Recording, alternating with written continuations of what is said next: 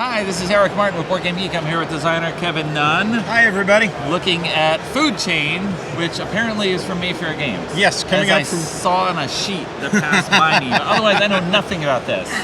So this is coming out from Mayfair at Gen Con this year. Okay. This is an advanced printer's proof that we've got right here. Okay. It's going to have a price point at about $15. Mm-hmm. It plays 2 to 6 players, where 3 to 5 is really kind of the magic number. Okay. And it's a fairly simple game. It's all about reading the other players. All right. Let's push this up In here your and deck, show the different cards. You're going to have only a few cards. This center of the table represents a field out in a farm, and animals go out into the field. And first thing in the morning, the worms come out. Okay.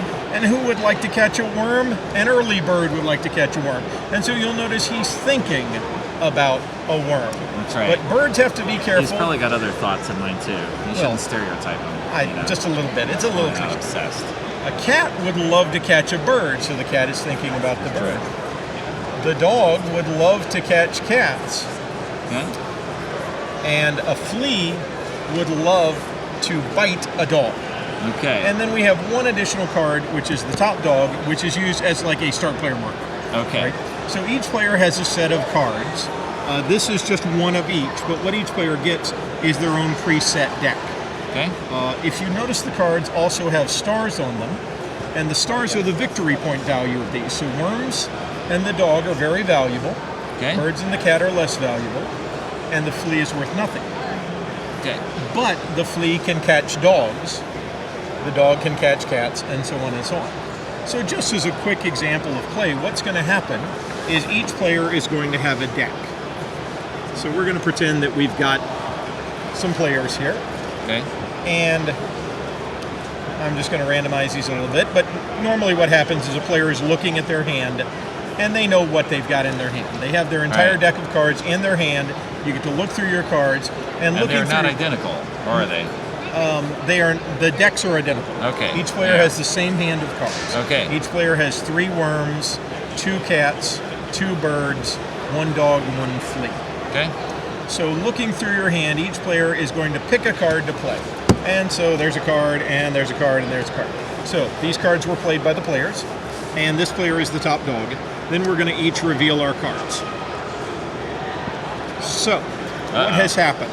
Well, the worm goes into the middle because worms get up in the morning and they go to the middle. You notice the worm's not really thinking about much because he's a worm. That's right. But the bird now swoops in and grabs that worm and is gobbling it up.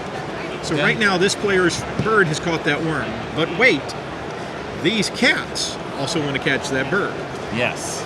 So this is where the top dog comes in. Yes. We go clockwise from the top dog. So this is the top cat, gets to grab the bird and drag all of that back to his score pile. Now what about this cat? Well, this cat is sadly just going to continue sitting in the middle of the table. He's done hunting. Okay. So now the players each play another card. Okay. The cat is still sitting out in the middle, but they each play another card. And let's see what happens. So, this player played a cat, so that cat is going to grab that bird that this player played. Right. This cat doesn't hunt because it was played in the earlier round. The dog, wandering in the field exactly. Yes. The dog is now going to nab both of these cats, but wait, this flea nabs the dog and drags it back to the score pile. Okay. So that's the basic structure of the game. And the main point of the game is to keep the rules pretty simple so they can, you're all about trying to figure out what card the other player is going to play. You got to be Kreskin and read how the other players are going to play their hand. Right. Because everybody has to play every card. Okay. When are you going to play each card? Right. And so that's the structure of the game. Okay. Each hand takes about 3 minutes to play. Then we count our cards, we resort our hands, and we pass the top dog. So each player gets to have the advantage in the start player. Okay. And then once each player has been top dog, total score wins the game.